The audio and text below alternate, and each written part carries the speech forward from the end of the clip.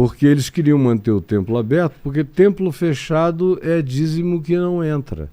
E não é só dízimo, igrejas de natureza neopentecostal pedem dinheiro em todas as reuniões para todo mundo que está lá. E tem também aquelas campanhas de mês inteiro ou de 3 meses que o cara tem que frequentar. Não pode faltar um único dia. Se faltar, zera. E tem que recomeçar tudo outra vez. Então esse pessoal... Algumas igrejas, então, templo é dinheiro. Mas é claro, Deus é dinheiro. Nossa, virou uma coisa que não tem na Bíblia, né? Porque eu não lembro na Bíblia Jesus tem. Pedindo dinheiro toda hora. Tô precisando de dinheiro para isso, precisando de dinheiro para aquilo. Na Bíblia tem. Deus é dinheiro na Bíblia do ponto de vista mais horroroso da própria descrição. Jesus diz: não podeis servir a Deus e a Mamon. Que é Deus, é dinheiro, mas é o dinheiro colocado no lugar da divindade. Deus pagão? Não, é a grana. Mamon Mamon é grana.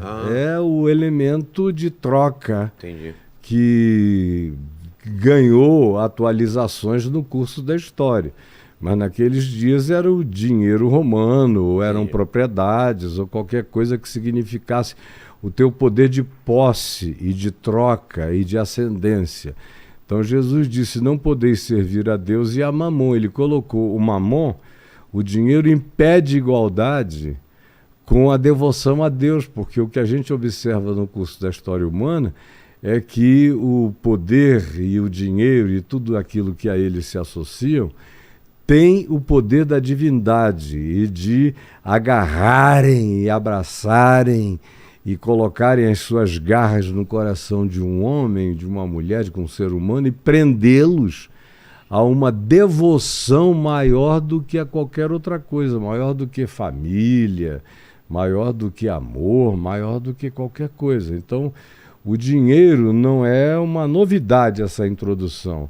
A história da religião é a história da barganha entre o suposto Deus afirmado e o acesso a ele. O acesso a ele sempre foi através de oferendas. Chegaram a vender terreno no paraíso, né? Isso aí, ainda vendem. Como que chamava? Eram as indulgências. O que eram? Era a compra de perdão. E que o indivíduo custa tanto, pecava, aprontava todas, ia lá e o sacerdote avaliava quanto custava a absolvição dele. Nossa. E aí os ricos é que geralmente compravam essas indulgências, essas salvações. O pobre não tinha condição, o pobre vivia com as consequências. Depois não consegue reclamar que não deu certo, né? Aí chega lá e diz: ué, cadê? Me venderam nada, cadê meu dinheiro? Foi gasto todo. Me venderam um pão de açúcar e não me entregaram. Então o dinheiro nunca esteve ausente. Até hoje, então, a gente tem essa troca, né? As religiões, em geral, trabalham numa relação entre a divindade e a oferenda humana. E a oferenda humana, em tempos primevos, era uma coisa feita com animais, e que a sobra, que era quase tudo, e a melhor parte do animal ficava para o sacerdote. De modo que o sacerdote, o trabalho dele era dizer: você tem que trazer tantos animais para cobrir o seu pecado. E era o que ele recebia como pagamento. E ele se alimentava do que queria, vendia o que queria, eram as melhores partes. O tal do bode expiatório, né? O animal que espiava pelo O bode expiatório já era aquela ideia de fazer do pecado um ciclo não extinguível, nunca parável. Como ou assim? seja, porque o bode expiatório, ele não tirava o pecado do indivíduo. Ah, não? Não, ele só aliviava. É por isso que na Bíblia o bode expiatório ficava fazendo voltas em torno do arraial, em torno do acampamento.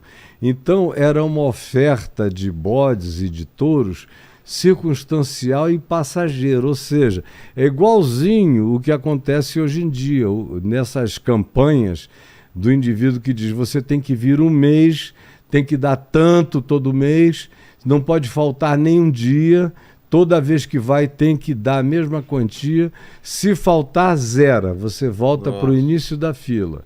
O bode expiatório funcionava como uma coisa de momento, circunstancial.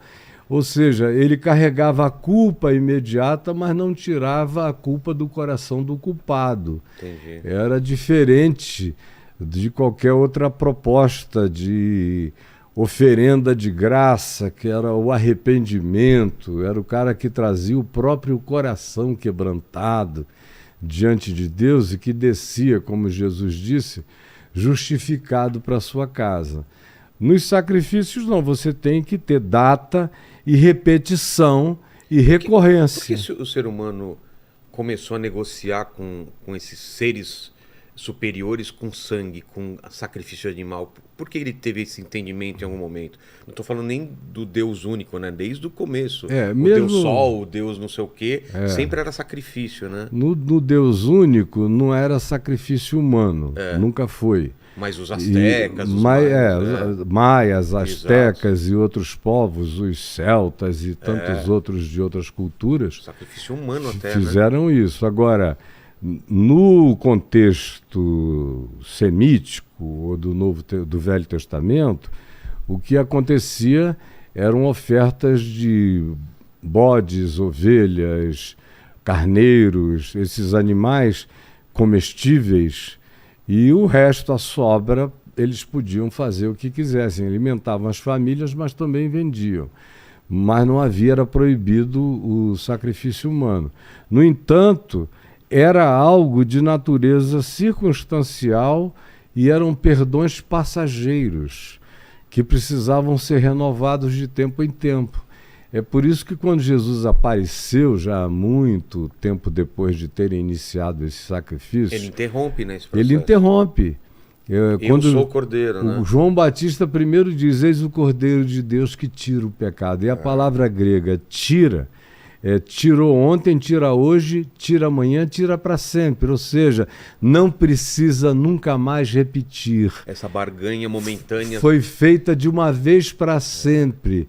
A penúltima palavra que Jesus diz na cruz é está consumado. Exato. Que no grego é tetelestai, que era uma palavra usada para designar o que acontecia quando um preso cumpria todo o prazo da sua penalidade na cadeia e que era extinto e ele estava livre para sair. O oficial de justiça botava um papel na porta do presídio, da cela dele, escrito tetelestai, com a lista de todos os pecados pelos quais e crimes pelos quais ele tinha sido preso.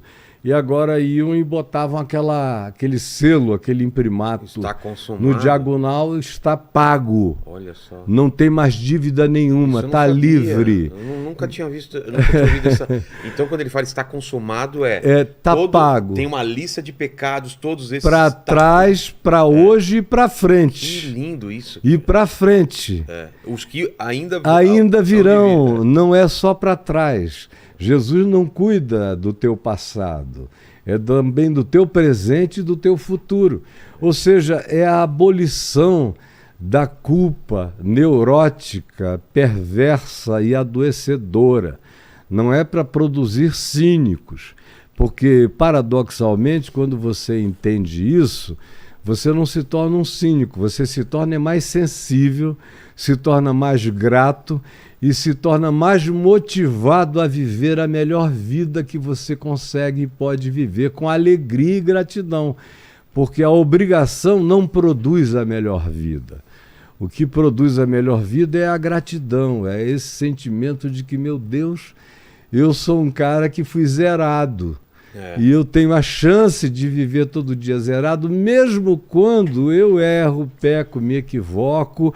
Eu sei, todavia, que com sinceridade de coração, se não houver dentro de mim a vontade da repetição recalcitrante do mesmo erro, que me tornaria um cínico, um canalha ou qualquer coisa assim, me adoeceria, quando não é esse o caso, você vive uma vida sem pecado. Você está falando o seguinte, eu não posso virar aquele cara que, Deus já pagou meus pecados, então eu vou pecar, peço de perdão, peco de novo, peço perdão, peco de novo. É sim saber que o meu pecado essencial por ser humano já está pago E que eu tenho que sempre tentar ser uma pessoa melhor E aí, e o mais próximo da imagem dele. e aí tem a ver com a tua gratidão, porque o que produz isso é gratidão. O cara que diz, já foi pago e eu posso fazer o que eu quiser, é o sujeito que nunca, de fato, internalizou essa consciência. Porque quem internalizou essa consciência fica tomado de uma gratidão esfuziante. E a gratidão é o motor dessa existência nova que tem prazer em amar, em perdoar, em ser compassiva, em olhar para si mesmo, se enxergar e se melhorar para si e para o outro. Porque Deus não diminui quando eu pioro e nem aumenta quando eu melhoro. Ele é Deus. Só quem sofre com essas coisas sou eu. Então a primeira coisa que eu devo entender é que esse perdão não é para Deus me tratar de um determinado modo ou outro. É para eu me tornar quem eu fui chamado e fui criado para ser. E é a partir desse motor da gratidão que eu evoluo e que a minha mente vai se moldando às novas compreensões e buscando coerência com aquilo que dentro de mim deixou de ser uma obrigação moral. Até porque o Evangelho não te impõe uma obrigação moral. Ele te ensina um caminho ético, um ethos, uma casinha para cobrir a tua vida. Esse é o significado de ethos. É te dar essa cobertura onde a vida seja possível e cada vez melhor. O Evangelho não é moral. O moral vem de maioria. É daí que vem a palavra moral, ou no inglês majority, ou em qualquer outra língua, vem da média ponderada de uma sociedade. Por isso a moral muda tanto.